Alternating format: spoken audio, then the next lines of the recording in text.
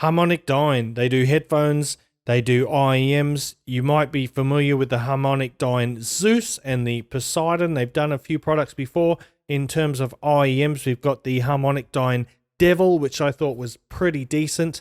And today, in this video, we're looking at the HarmonicDyne Athena headphones. Let's get it.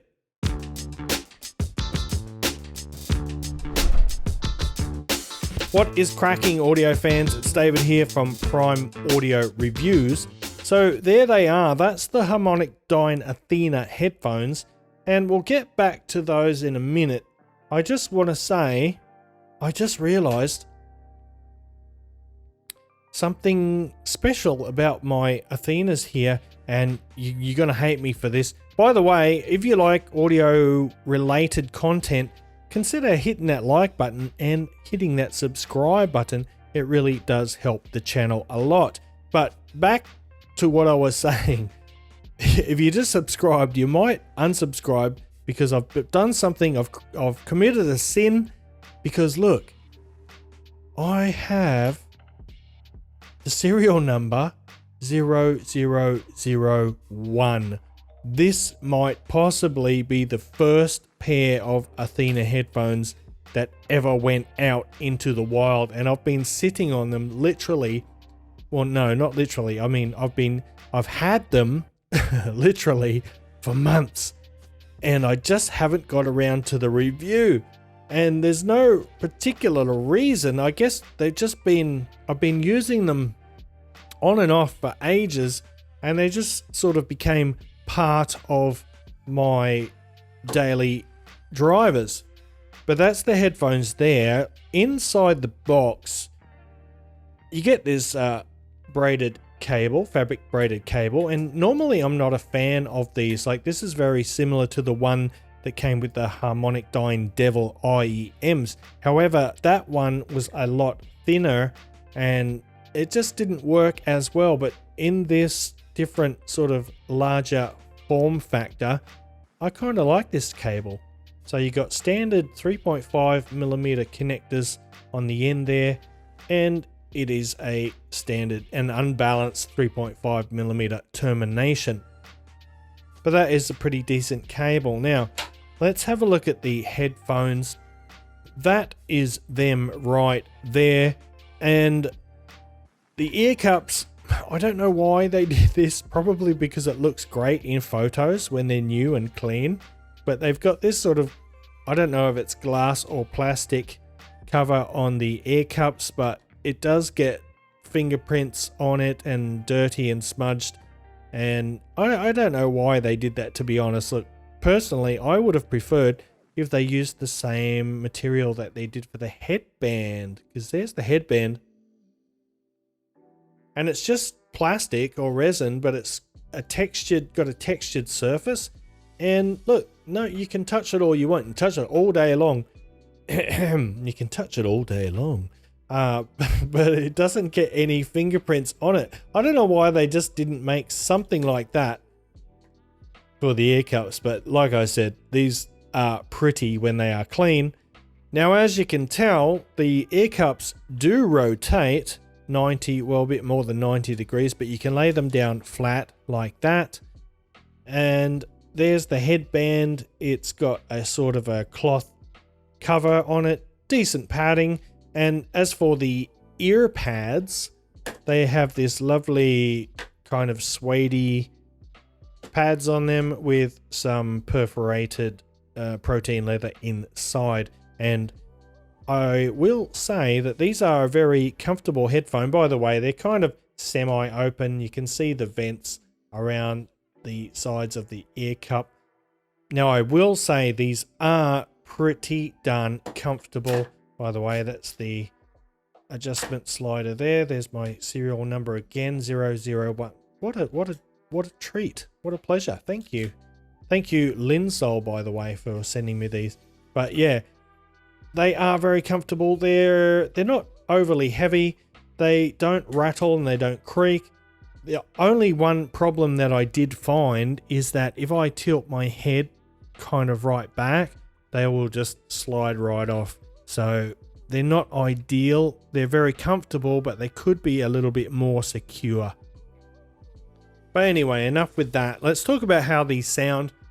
And I was a bit surprised. I didn't really like the Zeus all that much. I thought it was a bit pretentious, a bit shouty in the upper mid-range. I find the Athena here to be a bit more balanced. Basically a nice balanced sound signature. It's very clean. It's very, it's got great clarity, good articulation and whatnot. The bass is pretty fast and pretty punchy. You can get some sub-bass rumble. It's not a huge, it's definitely not a bass headphone, but you do get some rumble down there, and there's plenty of mid-bass presence as well. So pretty good overall in the bass. Then the mid-range is, well, it's nice and clean. It's kind of neutral in tone. Actually, it's probably slightly on the warmer side of neutral in the mid-range. Pretty good separation, pretty good technically, nice and articulate, fairly detailed, not the most detailed, but good instrument separation, pretty good imaging. Vocals, both male and female, sound pretty good. I don't find the upper mids to be shouty on these like I did with the Zeus. So overall, it's a pretty solid mid-range, and like I said, balanced sound signature, so the mids don't sound recessed, and they don't sound muddy or cloudy either.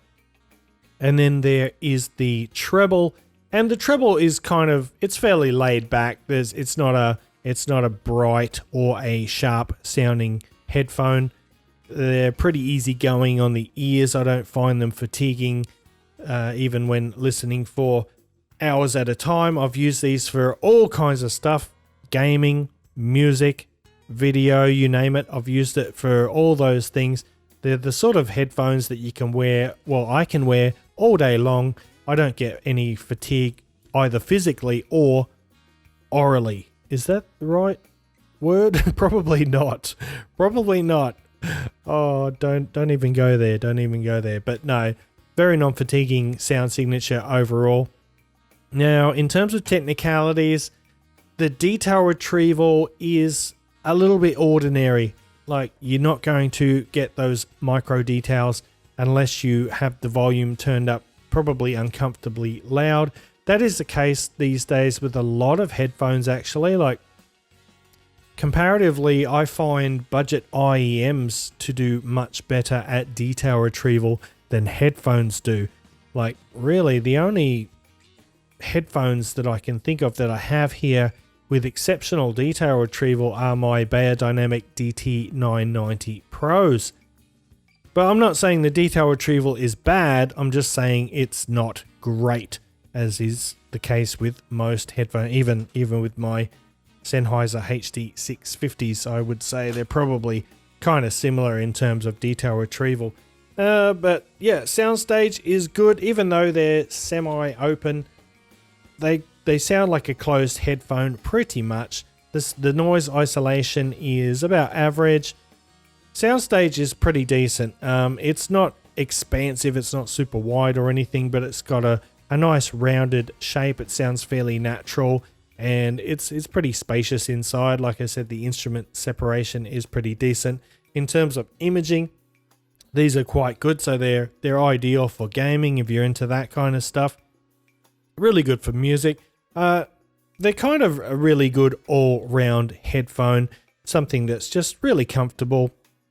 Don't have to think too much. Not so great for critical listening, but considering the price, which I haven't mentioned, they would normally set you back $179, but Linsol has got their mid-year sale going on at the moment. So right now you can pick them up for $152, so $150. That is about the same as your Beyerdynamic DT 990, 880, 770 Pros, etc. How do they compare with those? Well, for a start, they're a lot easier to drive.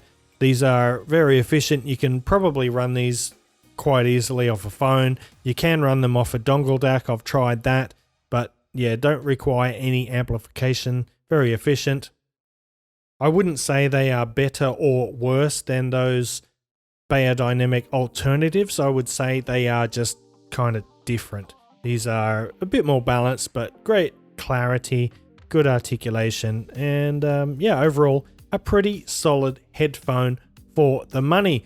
So I'm going to wrap it up there, guys. Thanks for watching the video. If you liked it, give it a thumbs up. Parfam audio file style. Check the description down below. I've got all those things going on there. Why don't you go and check out the website primeaudio.org, because I've got tons of reviews over there, or you can just check out the other videos on the channel. Anyway, and of course, if you are new here or if you're not subscribed yet, hit that subscribe button so you don't miss out on future content. And until next time, I'll see you later.